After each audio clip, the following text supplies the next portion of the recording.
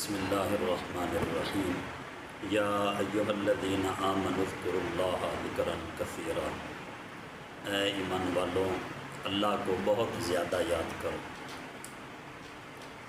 کثرت کے ساتھ اللہ تبارک و تعالی کا ذکر کرنے کے فضائل بہت زیادہ ہیں، اور احادیث مبارکہ میں بھی کثرت کے ساتھ اللہ تبارک و تعالی کے فضائل کا ذکر کیا گیا۔ حضرت عبداللہ بن عمر رضی اللہ تعالی عنہما سے روایت ہے کہ نبی پاک صلی اللہ علیہ وآلہ وسلم نے ارشاد فرمایا کہ کوئی شخص کا کوئی عمل ایسا نہیں جو اللہ تعالیٰ کے ذکر سے زیادہ اس کے حق میں اللہ تعالیٰ کے عذاب سے نجات دلانے والا ہو۔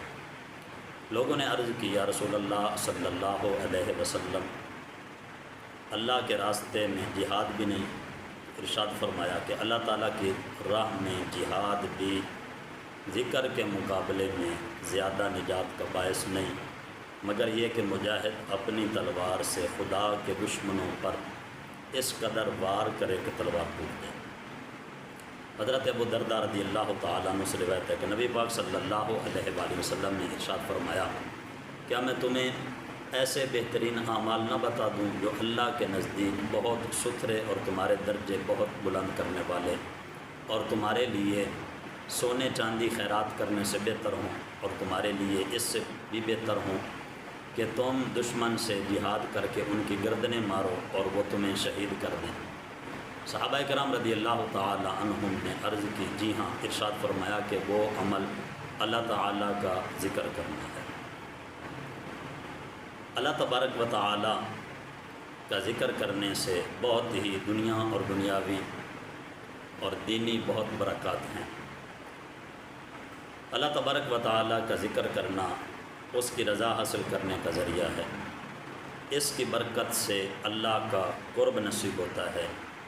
ذکر سے معرفت الہی کے دروازے کھلتے ہیں۔ ذکر کرنے والے کو اللہ بھی یاد فرماتا ہے۔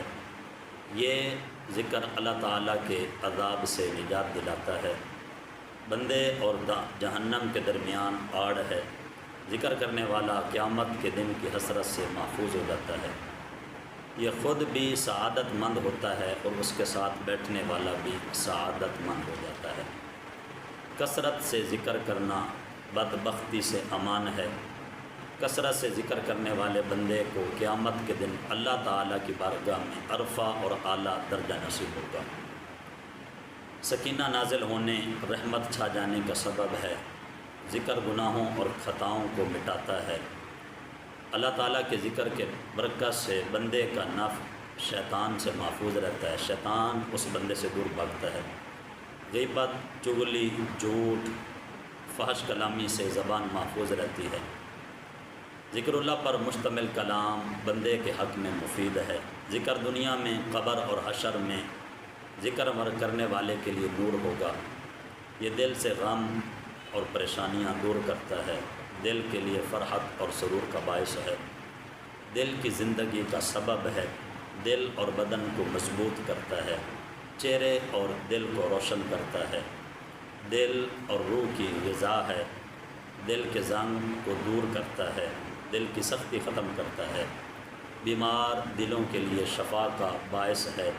ذکر کرنے والا زندہ کی طرح ہے اور نہ کرنے والا مردے کی طرح۔ ذکر آسان اور افضل عبادت ہے۔ ذکر کرنے سے اللہ کی اطاعت پر مدد ملتی ہے۔ مشکلات آسان ہوتی ہیں، تنگیاں دور ہوتی ہیں۔ فرشتے ذکر کرنے والے کے لیے اللہ کی بارگاہ میں مغفرت کی دعا کرتے ہیں۔ اللہ تعالیٰ اپنے فرشتوں کے سامنے ذکر کرنے والوں کے درمیان مباحثات فرماتا ہے۔ کثرت سے ذکر کرنے والا منافقت کی بیماری سے دور رہتا ہے۔ بندوں کے دل سے مخلوق کا خوف نکال دیتا ہے۔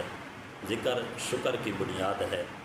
ذکر کرنا رزق ملنے کا سبب ہے۔ ذکر میں مشغول رہنے والا مانگنے والوں سے زیادہ اللہ کی اطاعت پاتا ہے۔ کثرت سے ذکر کرنا فلاح و کامیابی کا سبب ہے۔ ہمیشہ ذکر کرنے والا جنت میں داخل ہوگا۔ ذکر کے حلقے دنیا میں جنت کے باغات ہیں۔ اللہ ہمیں بھی کثرت کے ساتھ اپنا ذکر کرنے کی توفیق عطا فرمائے، اور اللہ ہمیں بھی ذکر کی برکتیں نصیب فرمائے، آمین۔